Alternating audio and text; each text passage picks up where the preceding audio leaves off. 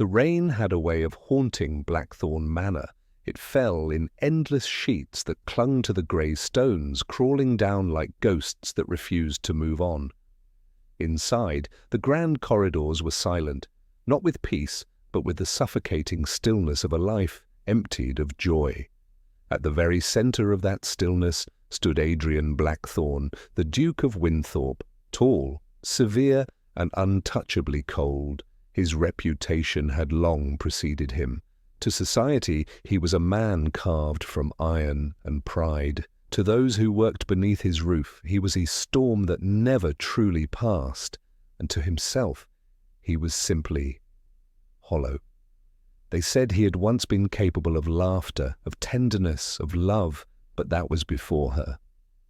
Before betrayal had turned his heart into ash. Years ago he had loved a woman, Lady Isabel Montrose, with all the devotion his young heart could give. He had believed in her purity, her promises, her smile that could soften the hardest edge of his world. Until the night he found her in another man's arms, whispering the same vows she once gave him. That night, Adrian's faith in love died a violent death. In the years that followed, he became a man others feared to love, a man who sought control in place of feeling. He ruled his estate with precision, dismissed kindness as weakness, and swore, to God, to himself, to the memory of his betrayal, that no woman would ever again hold power over him. "Love is a weapon," he once told his steward, "and I no longer intend to bleed." The years rolled on, and with them his name became legend. The Duke who smiled at no one. The Duke who refused every proposal, every match, every fleeting attempt by society's ambitious mothers to pair him with their daughters. Women found him alluring for his mystery, men admired him for his wealth and control. But to all, he remained untouchable. Blackthorn Manor itself became a mirror of its master, grand, cold, and shrouded in perpetual rain. Yet beneath the armour of disdain, a shadow of the old Adrian still stirred. On sleepless nights when the fire burned low and the wind sighed through the halls, he would catch himself remembering the sound of laughter, his own, from a life before bitterness. Then, furious at his weakness, he would rise, pour another glass of brandy, and retreat further into his solitude. He told himself love was a curse meant for fools, and he had no desire to be one. The only light that lingered in his dark world was his young niece, Charlotte, the daughter of his late brother. Orphaned at 10, she had inherited her mother's bright disposition and her father's boldness. Yet even she could not pierce the walls around Adrian's heart. He ensured she had tutors, governesses, everything she could need, except affection. Every attempt at closeness was met with polite distance, a nod, or the turn of his back. Still, Charlotte prayed for warmth. She would sit by the window of her nursery, gazing out at the rain, whispering to her maid, "Uncle will smile one day. I know he will." But the household had long stopped believing. One bleak morning, as thunder cracked across the horizon, a letter arrived bearing a family crest Adrian hadn't seen in years. The Hartwells. The family was once wealthy, now drowning in debt. Within the neat folds of the letter lay a desperate plea. They sought a position for their daughter, Lady Evelina Hartwell, to serve as governess to young Charlotte. Adrian frowned at the neat script, the way the words begged for mercy without quite saying so. He had no patience for sentiment. Yet he needed someone to manage Charlotte's studies and restore order after her last governess had fled the manor in tears. He set the letter aside with a dismissive gesture. "Hire her," he said curtly to his butler. "If she lasts a fortnight, she'll be worth her salary." And, just like that, without knowing it, the Duke, who had sworn never to love again, invited the one soul who would unravel every vow he ever made. Outside, the rain continued its mournful descent, tapping softly against the glass, as though the heavens themselves whispered a warning. For within a week's time, a young woman with eyes like morning sunlight and a heart untamed by fear would cross the threshold of Blackthorn Manor, and with her she would bring something the Duke thought forever lost: the quiet, undeniable ache of being alive. The morning Lady Evelina Hartwell arrived at Blackthorn Manor. The world seemed painted in shades of grey. Mist clung to the hedges, and the air carried that damp chill peculiar to English estates that had seen too much rain and too little joy. Her carriage creaked along the long cobbled drive, each wheel turn echoing her anxious heartbeat. She pressed her gloved hands together in her lap, whispering softly to herself, "Courage, Evelina, courage." At 22, Evelina had already endured what most young women of her standing could never imagine: the slow decay of privilege, the humiliation of debt, and the heavy burden of responsibility for her family's survival. Her father's mismanagement had ruined their fortune, and her mother's fragile health left her unable to cope with society's cruel pity.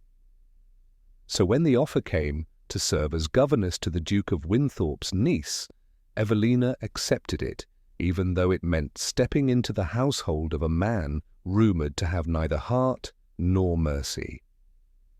The carriage halted before the manor's towering gates. As the butler, Mr. Grayson, opened the door, Evelina caught her first glimpse of the Duke's world: the grey stone walls veined with ivy, the rows of windows like unblinking eyes, and the faint echo of thunder rolling across the hills. She felt small against its grandeur, yet something deep within her refused to shrink. She adjusted her bonnet, lifted her chin, and stepped forward.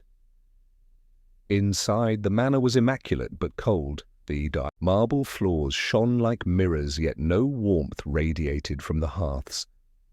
Servants moved swiftly, their heads bowed, as though afraid to make a sound that might offend unseen ears. When she reached the grand staircase, Mr. Grayson cleared his throat softly. "His Grace is in the study. He doesn't like to be kept waiting." Evelina nodded, her throat dry. "Then let us not keep him waiting." The butler's brows lifted, surprise, perhaps even respect, before he led her through the echoing corridors. With each step, the air seemed to thicken. She could almost feel the Duke's presence before she saw him, that invisible weight of authority that pressed down on the very walls. When they reached the study, Mr. Grayson knocked once and opened the door. The room was vast, lined with bookshelves that reached the ceiling. A fire burned low in the hearth, casting a dim, flickering light over the figure standing by the window. He did not turn at once. The first thing Evelina noticed was his stillness, the kind that spoke of control, of a man accustomed to commanding a world that had once betrayed him. "His Grace, the new governess," Mr. Grayson announced. The Duke turned. Evelina's breath caught.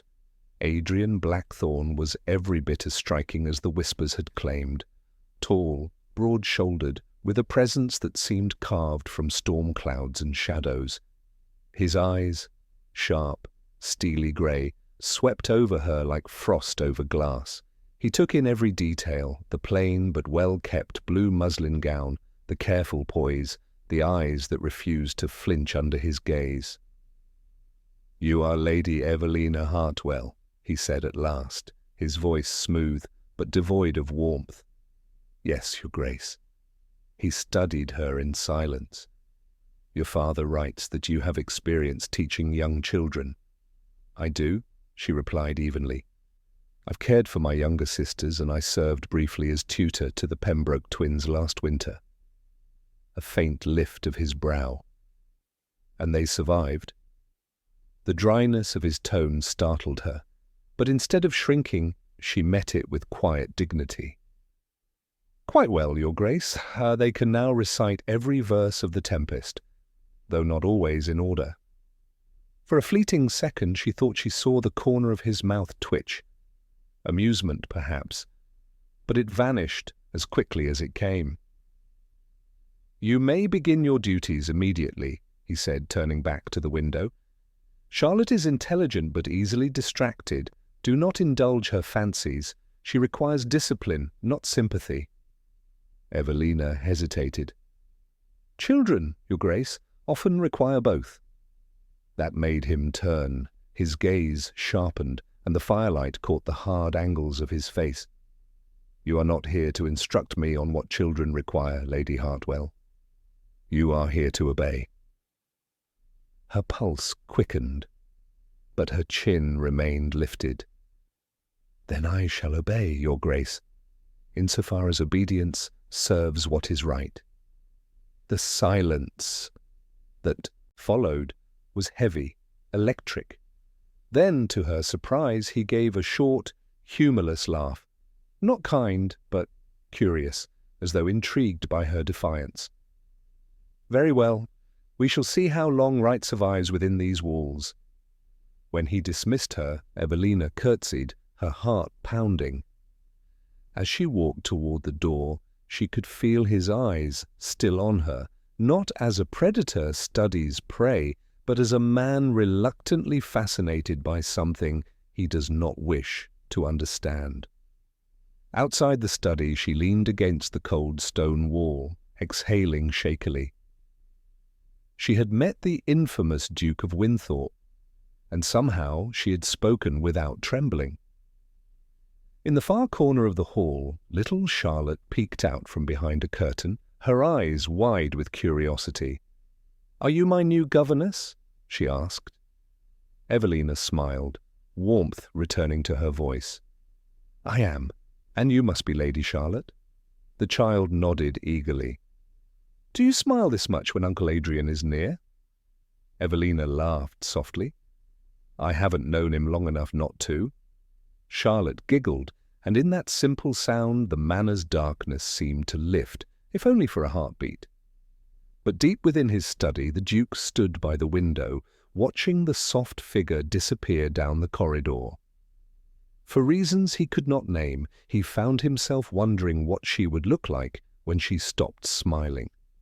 Days turned into weeks, and the walls of Blackthorn Manor began to whisper about the strange new governess who dared to speak to the Duke as if he were a man, not a myth. The servants, long trained to avoid their master's gaze, would peek through cracked doors to catch glimpses of her, that soft-spoken young woman who somehow did not shrink in the face of his silence. Evelina's calm presence unsettled the rhythm of the house. Where there had once been only echo and formality, there was now laughter from the nursery, piano melodies drifting down the hall, and the faint scent of lavender whenever she passed. But the Duke noticed. He told himself her influence was disruptive, dangerous, a temptation for weakness. Yet he could not deny that the sound of laughter no longer grated on his nerves as it once had. It was almost comforting. Still, his pride would not allow him to admit it.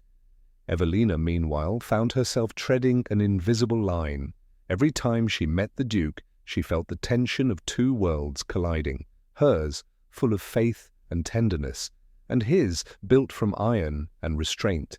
Their encounters were never ordinary, they were battles disguised as conversations. One morning, as she sat in the garden with Charlotte, helping the girl memorize her Latin verses, she heard the crunch of boots on gravel. The Duke's shadow stretched across the marble table before he spoke. "Lady Hartwell." She rose at once, smoothing her skirts. "Your Grace." He glanced at the open book before them, brows arching slightly. "Latin? The child is 9. "Indeed," Evelina replied, "but her mind is sharp. She grows bored with simple tasks. His eyes flicked toward Charlotte, who beamed under his gaze. "You find this amusing, child?" "Yes, uncle," Charlotte said cheerfully. "Aunt Evelina says the Romans spoke to their horses in Latin, and I think it's terribly clever." Evelina bit back a smile. "I may have said something to that effect, though I doubt the Duke approves of such foolish tales." Adrian turned his gaze to her, his expression unreadable. "You seem to enjoy bending rules to suit your purpose, Lady Hartwell." "Not bending," she replied gently, "merely shaping them, to suit a child's heart." His lips pressed into a line. "Hearts are fickle. Minds must be trained with discipline, not fantasy." Evelina met his stare evenly, refusing to retreat. A mind trained without joy forgets why it learns at all. For a long moment, silence stretched between them. The air shimmered with a strange, unspoken challenge, a clash of two wills that neither wanted to acknowledge. Charlotte, sensing the change, quietly slipped away to chase butterflies among the hedges. When they were alone, Adrian spoke, his tone low but sharp. "You presume much, Lady Hartwell. You have been here scarcely a month, yet you question the very order of my household." She clasped her hands, her voice calm but firm. "Your household, Your Grace, runs with efficiency, but not with warmth. Forgive me for saying so, but even a house needs sunlight, else it becomes only stone." Her words struck deeper than she could have guessed. For years he had convinced himself that stone was strength, that silence was peace. Yet hearing it from her lips, gentle but unwavering, made him feel exposed, as if she had peeled back his armor with nothing but truth. He stepped closer, his grey eyes darkening. "You speak boldly for someone in my employ." "I speak honestly," she countered softly. "Would you prefer lies?" He almost smiled. "Almost. Most people do." "Then perhaps," she said, tilting her chin, "you have been speaking to the wrong people." It was then that he realized what it was about her that unnerved him. She did not cower. She did not flatter. She met him, not as a servant, not as a flirt, but as a mirror. And in her reflection, he saw the man he used to be, before betrayal had turned his heart to ice. Their conversation ended abruptly when Charlotte's laughter rang across the garden. The Duke turned away, his face once again composed. "See to her lessons," he said curtly, walking back toward the manor. "Yes, Your Grace," Evelina replied, though her tone carried the faintest trace of triumph. Later that evening, as she prepared Charlotte for bed, the little girl asked innocently, "Why does Uncle Adrian look at you like that?" Evelina blinked. "Like what, my dear?" "Like he wants to be angry, but he can't remember." "Why?" Evelina laughed softly, brushing a curl from the child's forehead. "Perhaps because I remind him of something he forgot." Charlotte smiled sleepily. "Maybe you remind him of happiness." Evelina didn't answer, but as she tucked the girl in and extinguished the candle, she found herself staring into the darkness, her heart beating faster than she wished it would. And somewhere down the corridor, in his lonely study, the Duke poured himself a glass of brandy he didn't drink. He stared into the flames and thought, not of his lost fiancée, but of a woman with eyes like dawn and words that dared to thaw him. For the first time in years, the Duke of Winthorpe could not sleep. The manor had always been full of whispers, servants moving quietly, doors closing softly, footsteps echoing down endless corridors. But since Lady Evelina's arrival, the whispers had changed. They carried curiosity, speculation, even wonder. The Duke's household, once ruled by fear and silence, now hummed faintly with something dangerous. Life. Yet life in Blackthorn Manor was not without its shadows. It began one evening as Evelina carried Charlotte to the library for her nightly reading lesson. A faint melody drifted through the halls, a woman's voice humming an old waltz. Charlotte stopped mid-step, her eyes wide. "That song," she whispered. "I've heard it before. Uncle Adrian said it should never be played again." Evelina frowned. "Why ever not?" Charlotte shook her head. "He gets angry when he hears it. Once the maid was humming it while cleaning, and he sent her away. Uncle said it belongs to ghosts." Evelina smiled gently, though unease fluttered inside her. Ghosts or not, she decided, she would learn the truth. That night, after Charlotte had gone to bed, Evelina wandered the dim corridors. The manor seemed different in the dark, alive with secrets. Her footsteps were soft, the only sound the flicker of her candle as she passed portraits of solemn ancestors. One painting stopped her cold, a woman with golden hair and eyes full of mischief, wearing a sapphire pendant that gleamed even in the faint light. Lady Isabel Montrose. The plaque beneath the frame confirmed it. The name had been whispered in town. The woman who had broken the Duke's heart. Evelina stared at the portrait for a long moment, drawn to its cruel perfection. There was a beauty there, yes, but also something hollow, calculated. Behind her, a voice spoke quietly. "You shouldn't wander alone at night, Lady Hartwell." Evelina turned sharply, nearly dropping her candle.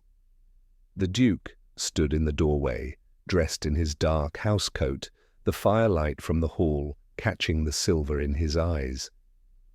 "I couldn't sleep," she said softly, recovering herself. "Your home holds so many wonders, Your Grace. I find it difficult not to explore." His gaze drifted to the portrait. His jaw tightened. Some rooms are better left unseen, some memories unspoken. Evelina followed his stare. She was very beautiful. He didn't answer at first. When he did, his tone was clipped, almost bitter. "Beauty is not the same as virtue." She hesitated. "She hurt you deeply." His eyes snapped to hers. "You speak as though you know my heart." "I don't," she admitted, voice soft but sure. "But I see its walls." For a moment he looked as though he might dismiss her, as he did with everyone who dared to touch his pain. But instead he turned away, his voice quieter now. "You are too curious for your own good, Lady Hartwell. Curiosity has a price." "And indifference has a cost," she replied. That made him pause. Slowly, he turned back toward her, the tension between them almost tangible. The firelight flickered over his face, half in shadow, half in light. And for a fleeting moment, she saw the man beneath the armor, the one who once believed in love. "I would ask you not to pry into my affairs," he said, finally, his tone gentler than before. "It would not end well." "Then I shall not pry," she said, taking a step closer. "But I won't pretend not to see." He said nothing more, but his eyes followed her as she curtsied and slipped past him into the hall. Her candlelight faded, and he stood alone in the silence, staring at Isabel's painted smile. Later that night, Evelina heard the manor stir. From her room, she saw a faint light flicker in the west wing, the one sealed off from use. Driven by instinct, she wrapped her shawl around her shoulders and crept toward it. The old door creaked open to reveal a small music room, abandoned but not forgotten. Dust clung to the piano keys, and on the mantel lay a broken music box, its tune faintly familiar. The same song Charlotte had mentioned. She turned the tiny key. The melody began, haunting, lovely, sorrowful. Moments later, she felt his presence. Adrian stood in the doorway, his face a mask of fury and anguish. "Turn it off! I didn't know." she stammered, reaching to stop the tune. "Leave it," he barked, striding forward. His voice cracked, not with anger this time, but with pain. He slammed the lid shut and gripped the piano's edge, his shoulders trembling. "That song," he whispered, "was the one she danced to the night before she betrayed me." The confession hung heavy between them. Evelina, heart aching, stepped forward. "You loved her deeply." He looked at her then, truly looked, and something inside him broke. "I thought love was salvation. I was wrong. It destroyed me." Silence fell. Only the faint patter of rain filled the room. Evelina wanted to reach out, to touch his arm, to say that not all love was cruel, but she knew too much, too soon. So instead she said softly, "Even ruins can be rebuilt, Your Grace." He stared at her a moment longer, then walked past her without another word. As he disappeared down the corridor, Evelina touched the broken music box, her heart heavy with sympathy and curiosity alike. The Duke's pain was no longer a mystery whispered by servants. It was a wound she had seen with her own eyes. And as she extinguished her candle, she whispered into the darkness, "No man builds walls so high unless he fears what might break through them." The storm began just after dusk, one of those fierce tempests that seemed to rise straight from the depths of the moors. Wind howled against the windows, and lightning flashed like silver claws tearing through the clouds. Inside Blackthorn Manor, the staff hurried to shutter the windows and light extra candles, whispering prayers as thunder shook the walls. Evelina, who had been helping Charlotte with her lessons in the library, tried to remain calm for the child's sake. But each rumble of thunder drew the girl closer, her small hands trembling. "Will it break the house?" she asked in a whisper. Evelina smiled reassuringly, though her own nerves were taut. "No, my dear, the house is stronger than it looks, and so are we." A sharp clap of thunder followed by a burst of rain made Charlotte flinch. Evelina closed the book gently and drew her near. "Let's go find your uncle. He'll see us safely through the storm." Together they made their way through the dim corridors, their candle flickering wildly in the draughts. When they reached the drawing room, they found the Duke standing by the tall window, staring into the tempest with that same stillness he wore like armor. The fire cast a golden glow across his face, emphasizing the tension in his jaw, the faint shadows beneath his eyes. "Uncle," Charlotte said timidly, "are we safe?" Adrian turned, his voice softened, if only a little. "Of course we are. This house has stood through worse storms than this one." Evelina noticed the way his tone changed for the child, no longer cutting, but protective. He turned his gaze to her next. "You should have stayed in your room, Lady Hartwell. The corridors are draughty, and the roof can be temperamental." "And yet you stand here yourself," she replied quietly. "It seemed safer to be where the strength of the house resides." His brows lifted slightly at her boldness. "I'm hardly a foundation, Lady Hartwell." "I think you are," she said softly.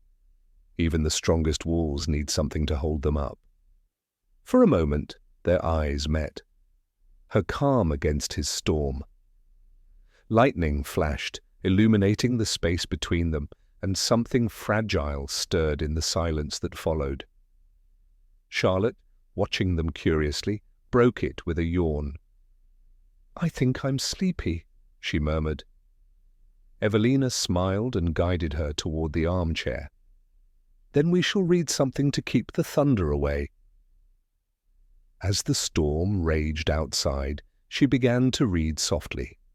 A story of knights and courage, of forgiveness and love that endured. The Duke remained by the window at first, but gradually his attention shifted from the storm to her voice. It wrapped around the room like music, soft and warm, reaching even the coldest corners. When Charlotte finally fell asleep, Evelina draped a shawl over her and rose quietly. She turned to find the Duke still watching her, not sternly this time, but with an unreadable intensity. "You have a gift," he said after a moment. She tilted her head. "For reading bedtime stories?" "For quieting storms," he answered. Evelina smiled faintly. "Storms must first want to be quieted." His gaze hardened again, as if her words struck too close. "You assume I wish for peace?" "Everyone does," she said gently, "even those who deny it." He turned away, staring once more into the rain. "You think me wounded," he murmured. "I think you human," she replied. Her words hung in the air, fragile as glass. Then unexpectedly he laughed. A hollow, self-mocking sound. "Human? Well, that's generous, Lady Hartwell. I'm a man who once mistook passion for love and trust for truth. That kind of mistake leaves marks one doesn't forget." Evelina took a cautious step closer. "Then why punish yourself for being capable of feeling? To love was not your sin, your grace. Only to trust someone unworthy of it." He turned sharply, meeting her gaze. "And you speak as though you know the difference." "I do," she said simply, "because I've loved those who've hurt me too, and yet I still believe that kindness, even to those who wound us, makes us stronger." He looked at her for a long, searching moment. "You are infuriatingly sure of yourself," he said finally. "Not of myself," she replied with a faint smile. "Of hope." Another flash of lightning filled the room, and thunder cracked like the sound of the heavens breaking open. Without realizing it, he had stepped closer, close enough that she could see the flicker of emotion in his eyes. For an instant, the Duke of Winthorpe looked not like a cold nobleman, but a man fighting to hold back something he could no longer control. "Hope," he repeated softly. "It's a dangerous thing to bring into this house." "And yet," she whispered, her eyes never leaving his, "you haven't asked me to take it away." Silence. Only the rain answered them. When the storm began to ease, the Duke cleared his throat and turned toward the sleeping child. "You may stay by the fire until the weather passes, the west wing leaks." Evelina nodded, though her thoughts were far from the rain. As he covered Charlotte with a blanket, she saw it, the gentleness in his touch, hidden beneath layers of restraint. It was the smallest crack in his armor, but it was real. When he straightened, their eyes met once more. No words were exchanged, yet both knew that something irrevocable had shifted between them, something neither thunder nor pride could undo. The storm had passed, but its echo lingered in the manor, not in thunder, but in silence. A softer silence, one that no longer felt oppressive, but expectant. It was as if the house itself was holding its breath. Days slipped quietly into one another, and though the rain had ceased, the memory of that night remained between them like an unspoken confession neither dared to name. For the first time in years, Adrian Blackthorne found himself distracted. Letters went unread, meetings postponed. He caught himself pausing outside the nursery, listening to the faint melody of Evelina's laughter as she taught Charlotte to dance. Once, such sounds would have irritated him. Frivolous, unnecessary. Now they stirred something he could not quite describe. It wasn't just admiration, it was recognition. She brought life where there had been only stone. He told himself it was nonsense. Attachment leads to weakness, he reminded himself. Affection breeds expectation, and expectation breeds pain. Yet every time he saw her, her hands gently guiding Charlotte's, her hair catching the afternoon light, her voice soft but steady, The walls inside him trembled just a little more. One afternoon, while crossing the east corridor, he overheard two maids whispering near the staircase.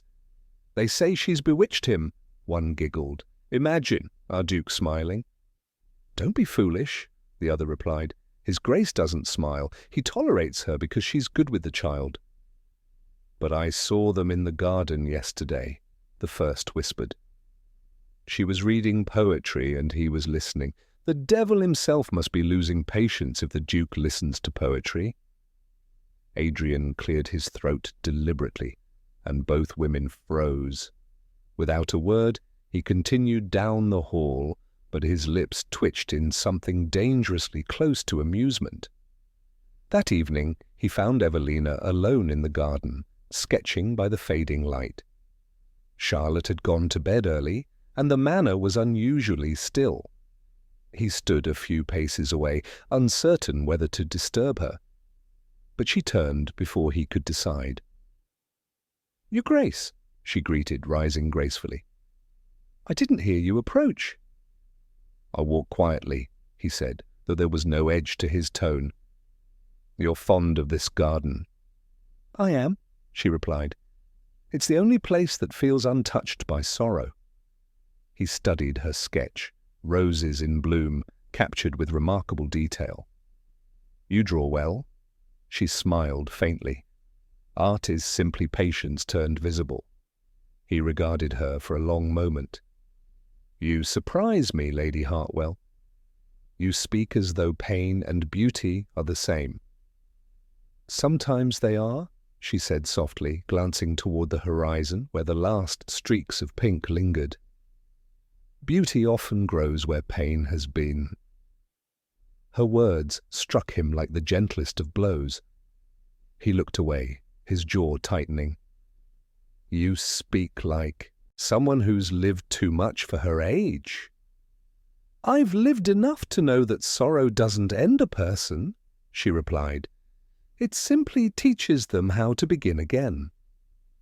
He fell silent, uncertain why her words unsettled him so deeply. For so long he had believed that his own sorrow was a grave he would never climb out of. Yet here was this woman, young, bright, full of compassion, standing before him as proof that light could still reach even the darkest places. "Lady Hartwell," he said after a moment, "you are unlike anyone I have ever met." She met his gaze, her eyes steady. "And you, Your Grace, are not nearly as unfeeling as you pretend." He froze. The audacity of her words might have angered him once, but instead he found himself at a loss. For the first time he had no reply, only a quiet, almost painful awareness of her nearness. She gathered her sketches, sensing his silence. "Good night, Your Grace." As she turned to leave, his voice stopped her. "Lady Hartwell." She looked back. "I meant what I said that night," he said quietly. "Hope is dangerous here." "And yet," she replied with a small wistful smile, "you haven't banished me." Then she was gone, her soft footsteps fading down the gravel path. Adrian remained where he was, staring at the empty space she'd left behind. His chest ached, not from anger, but from something far more treacherous.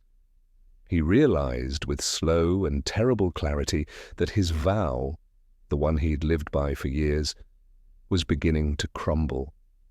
He had promised never to love again, and yet every glance, every word from her lips, every quiet act of kindness made that promise feel like a chain cutting into his own flesh. That night he found himself pacing the study, glass in hand, unable to rest. The fire roared, the clock ticked, and his thoughts refused to be silenced. Her voice echoed in his mind. "Sorrow doesn't end a person, it teaches them to begin again." He whispered to the empty room, almost bitterly, "And what if I no longer know how to begin?" But there was no answer, only the faint whisper of rain returning against the windows, like a memory come to haunt him. and somewhere down the hall, in her small, candlelit room, Evelina whispered a silent prayer for the man who carried too much grief, unaware that her presence had already begun to rewrite his soul. Spring arrived, bringing soft winds and blossoms that brightened the sombre grounds of Blackthorn Manor. But within the Duke, the season awakened something far less gentle, a storm of longing he neither understood nor welcomed. Each passing day made his restraint harder to bear.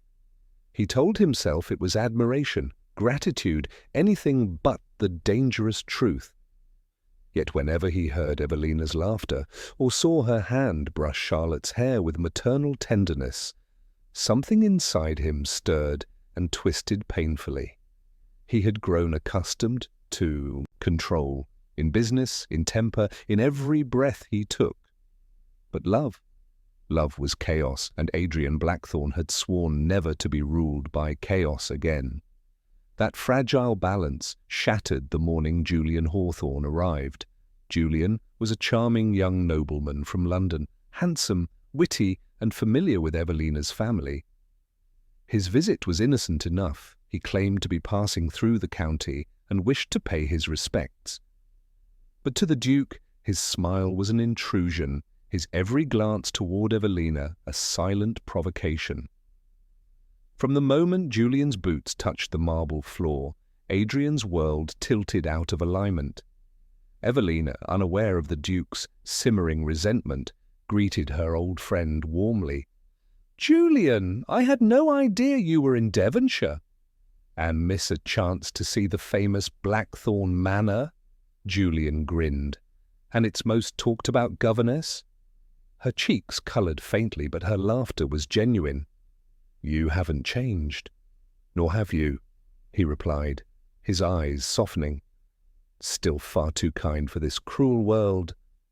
It was meant as a compliment, but Adrian, watching from the study doorway, heard only intimacy. The sight of her smiling so freely, a smile she had never given him, ignited something sharp and ugly in his chest.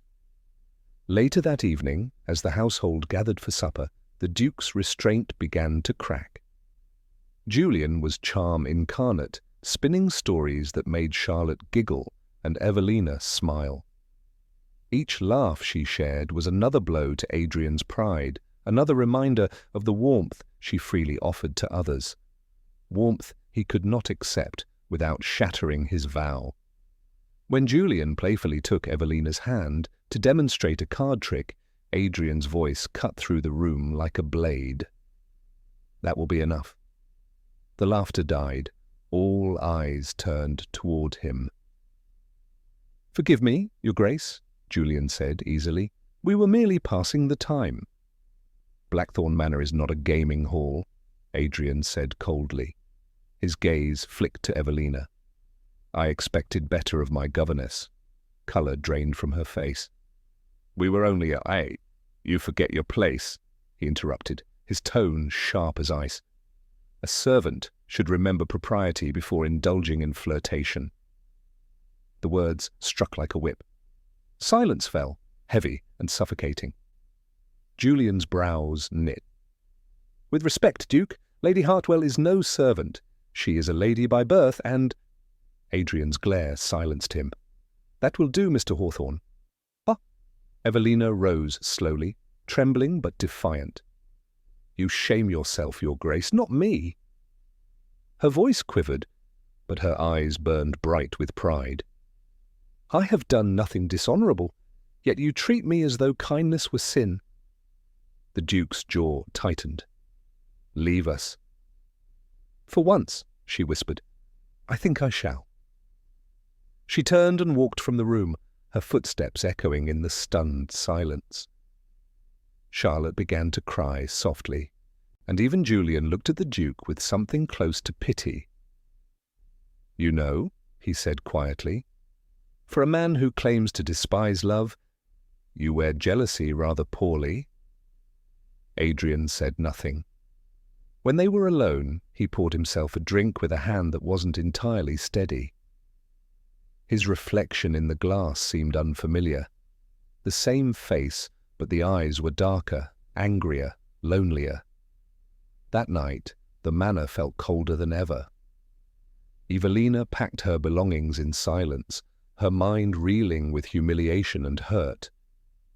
She had tried to understand him, to bring light to his darkness, and this was her reward, to be accused like a common flirt. Still, she could not hate him. Somewhere beneath her pain, compassion lingered. She knew his cruelty came not from malice but fear, yet she also knew she could not stay. Before dawn she left a letter for Charlotte, a tender farewell, and one for the Duke, sealed but unreadable through her tears. It contained no anger, only truth. You once said hope was dangerous, you were right, but life without it is not living. I wish you peace, your grace, even if it cannot be with me. By the time Adrian found the letter, her carriage was already halfway down the rain-soaked road. He stood in the empty hall, the letter trembling in his hand, and for the first time in a decade he felt what it was to be truly powerless. He had built his world on control, but in trying to protect his heart, he had destroyed the only soul brave enough to love it. And as the morning sun broke through the clouds, he whispered the words he'd sworn never to say again. I've lost her. The manor felt dead without her. Days passed, then weeks, each one more hollow than the last. The laughter that once echoed down the halls was gone, replaced by the ghostly rhythm of silence. Even the light seemed dimmer, as if the sun itself refused to shine on Blackthorn Manor without her. The staff moved like shadows, speaking in hushed tones. Charlotte, who had once filled every room with questions and song, now rarely smiled. She asked for Evelina every morning and every night before bed, but no answer satisfied her. "Uncle," she asked one evening, her small voice breaking the heavy quiet, "why did she leave us?" Adrian froze. He had been standing by the fire, staring into it as though it might burn the guilt from his soul. She had her reasons. "She loved us," Charlotte whispered. "But she said goodbye without a smile. You made her sad, didn't you?" He looked away, unable to meet the child's eyes. "Go to bed, Charlotte." She didn't move. "You always tell me to be brave. Why won't you be?" Her words pierced deeper than any insult could. When she finally went upstairs, Adrian remained where he stood, staring into the flames until his reflection blurred with heat and memory. In her absence, the world had lost its balance. He'd tried to bury himself in work, correspondence, estate ledgers, political duties, but numbers no longer held meaning, and power no longer gave comfort. He had once thought solitude his armor. Now it felt like his punishment. One afternoon he wandered the West Wing, the part of the house he'd long avoided. Dust lay thick on the furniture. The air smelled of neglect. He stopped before the grand piano where her hand had once lingered on the keys. The broken music box still sat on the mantel. Without knowing why, he turned the key and let the melody play, that same sorrowful tune he had once forbidden. This time it did not fill him with rage. It broke him. He sank into the chair beside the piano, covering his face with his hands. For the first time in years, the Duke of Winthorpe wept. Not for the woman who had betrayed him long ago, but for the one who had forgiven him too easily. Evelina's voice haunted him. Sorrow doesn't end a person. It teaches them to begin again. He had mocked her faith in hope, dismissed her warmth as naivety. Yet it was she who had lived courageously, and he who had cowered behind bitterness. She had seen his wounds, not with pity, but with compassion, and he had repaid her with cruelty. How many times had she smiled at him, even when he tried to wound her? how many times had she spoken softly when he barked in anger. He saw it all now, every kindness he had thrown away, every moment he had wasted in fear. He picked up the letter she'd left, now creased from being read and reread, and whispered the words aloud. Life without hope is not living. He pressed the parchment to his chest, his voice breaking. Then I am not living, Evelina. That night, sleep refused him again. He paced the study like a restless ghost. Every room reminded him of her, the library where she read to Charlotte, the garden where she sketched roses, the staircase where her laughter once drifted like sunlight. He had lived half a life before her, and now, without her, he felt less than half a man. When dawn finally broke, the butler entered the room with a letter. Your Grace, this arrived from Tavistock. It's from the innkeeper. Adrian looked up sharply. Tavistock? Yes, Your Grace. It seems Lady Hartwell fell ill on her journey. The local physician requests assistance. She's been unwell for several days. The words struck him like thunder. He seized the letter and read it once, twice, the lines blurring through tears he hadn't realized he'd shed. Evelina, ill, alone, and far from home. The thought was unbearable. Without hesitation, he turned to the butler. Prepare my horse.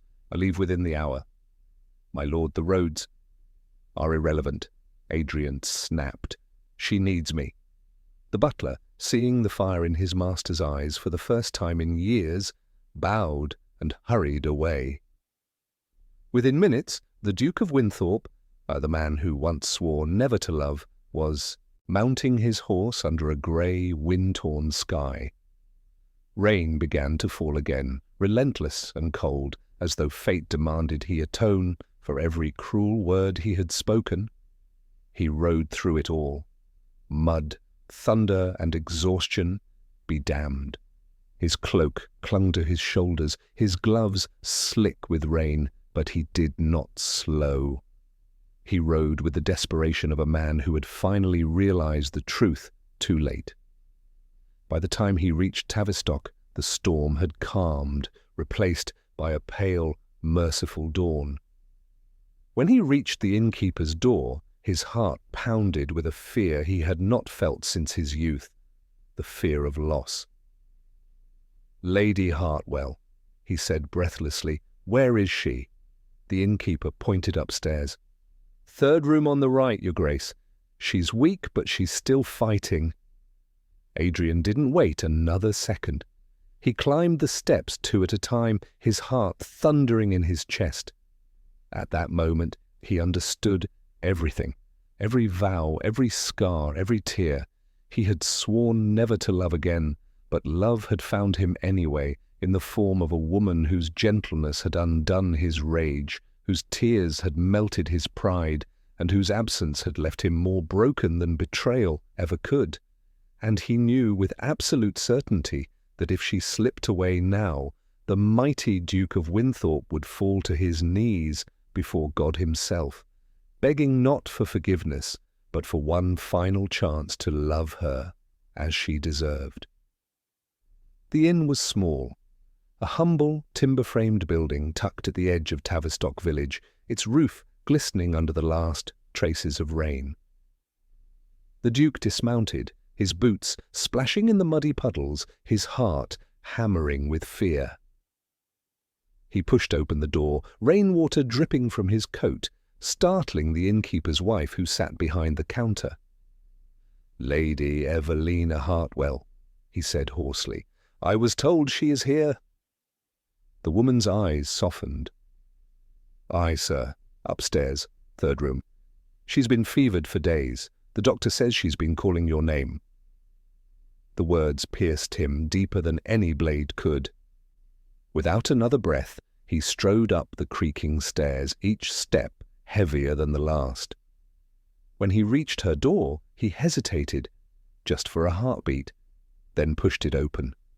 The room was dim, lit only by a single candle. Evelina lay upon the narrow bed, pale and fragile, her hair damp with sweat. Her breathing came shallow, her lashes fluttering weakly as though she dreamed. The sight of her, so still, so delicate, shattered him completely. He crossed the room and fell to his knees beside the bed, taking her hand in both of his. It was cold, far too cold. "Evelina?" His voice broke on her name. "My God, what have I done?" Her lips parted faintly. "Your Grace," she whispered, barely audible. He swallowed hard, brushing a damp strand of hair from her face. "Don't call me that. Not now. Not when I've failed you so completely." Her eyes opened slowly. Those soft, earnest eyes that had haunted him for weeks. "You shouldn't have come," she murmured. "It's raining. You hate the rain." A sound halfway between a laugh and a sob escaped him. "I would ride through 1,000 storms if it meant finding you again." She tried to smile, but the effort exhausted her. "You should be angry with me. I left without permission." "I was angry," he admitted, pressing her hand to his chest. "But not with you, with myself. With my blindness, my pride, my cursed fear." Her gaze lingered on his face, confused and tender all at once. "You don't have to pity me." "Pity?" His voice cracked. "Evelina, I came here to beg your forgiveness, not to pity you." For a long moment, the only sound was the faint hiss of the fire in the hearth. Then, as if a dam within him had burst, the Duke began to speak, not as a nobleman, not as the cold lord of Blackthorn Manor, but as a man stripped bare of every defence. "I swore I'd never love again," he said, voice shaking. "After Isabel betrayed me, I thought my heart was nothing but ash. I built walls, I hid behind cruelty, I convinced myself it made me strong. And then you walked into my life, bright and stubborn and endlessly kind. You saw me when no one else dared to, and instead of hatred, you met my cruelty with compassion.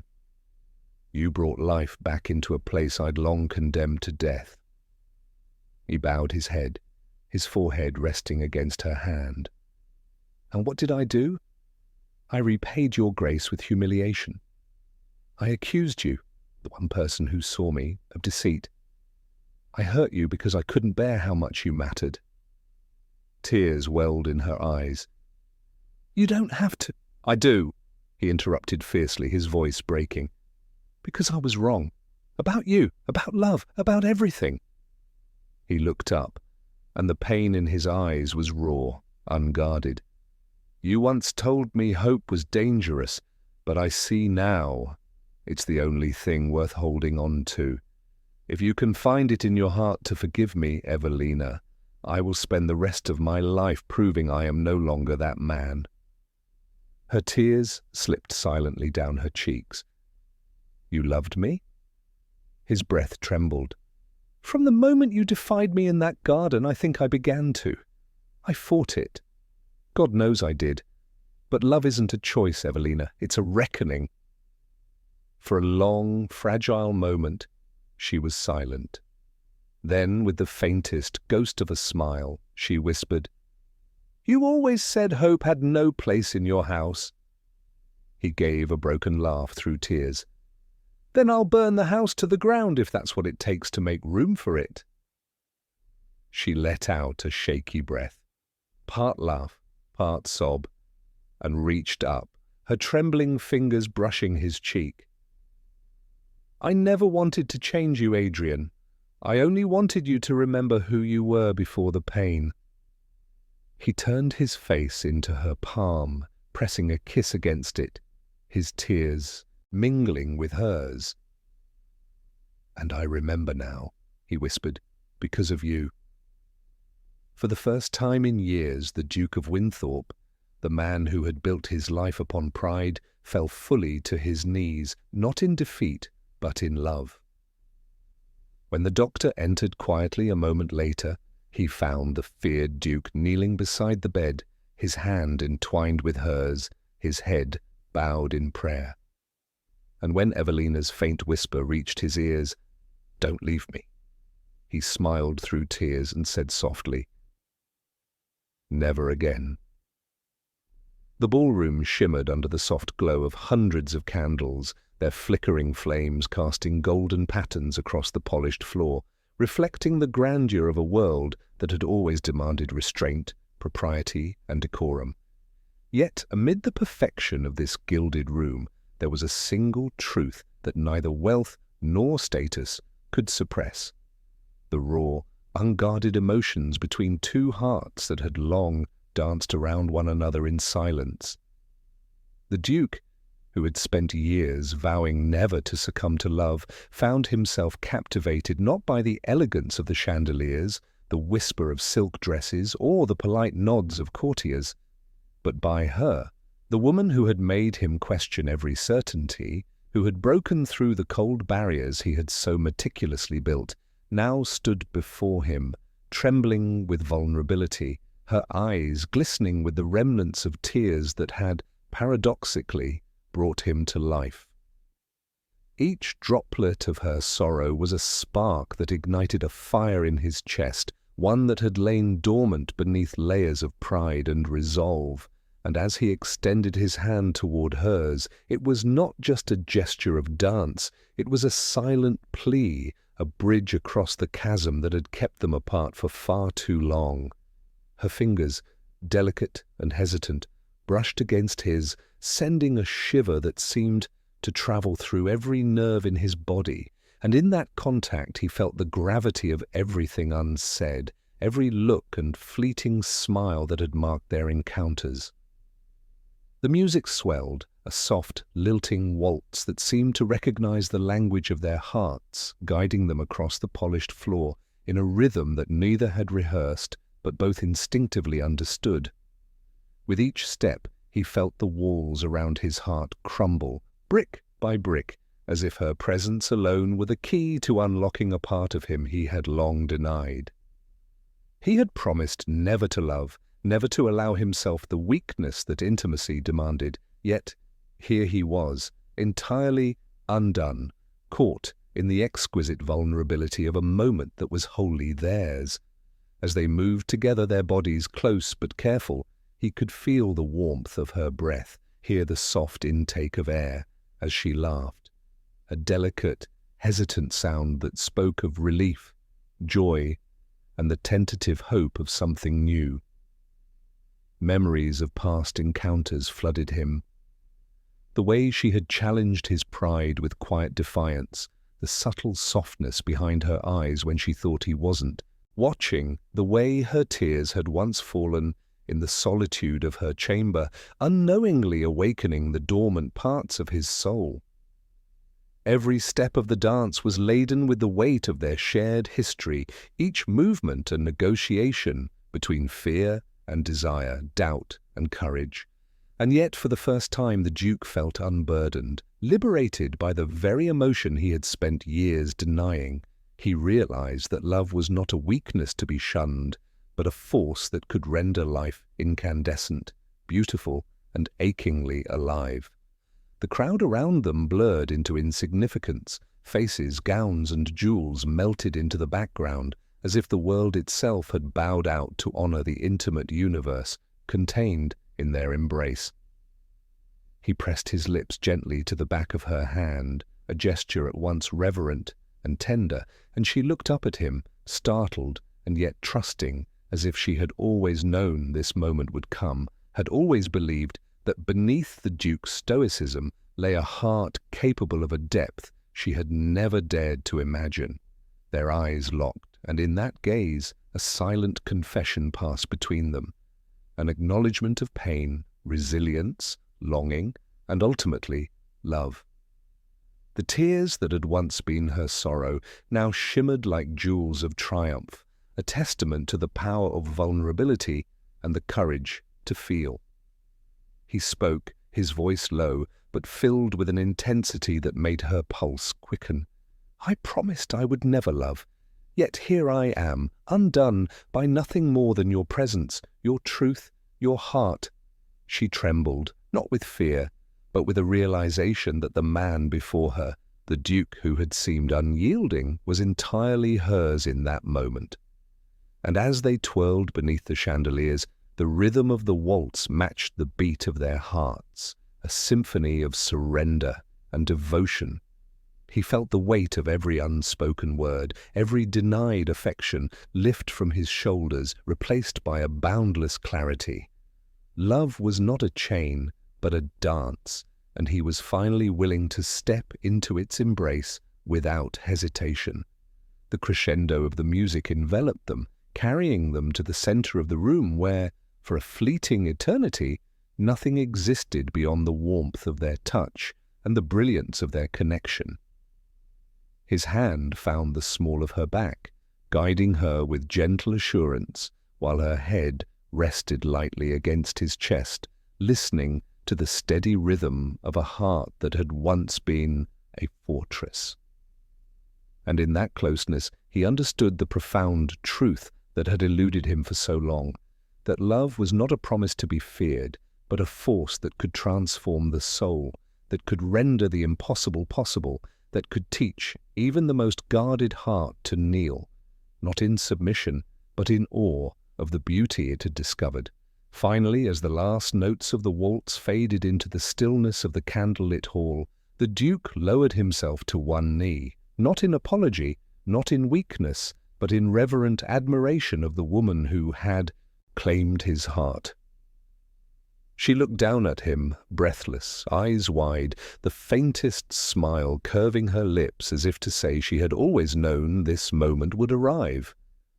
And there, in the quiet aftermath of music and emotion, he whispered the vow that had eluded him for so long, a vow not of restraint or fear, but of unyielding devotion, a promise to dance through life with her, through joy and sorrow, laughter and tears, for as long as time would allow. The Duke, who had once sworn never to love, now understood that love was the truest dance of all, and in her embrace he had finally learned its steps, its rhythm, and its transcendent beauty.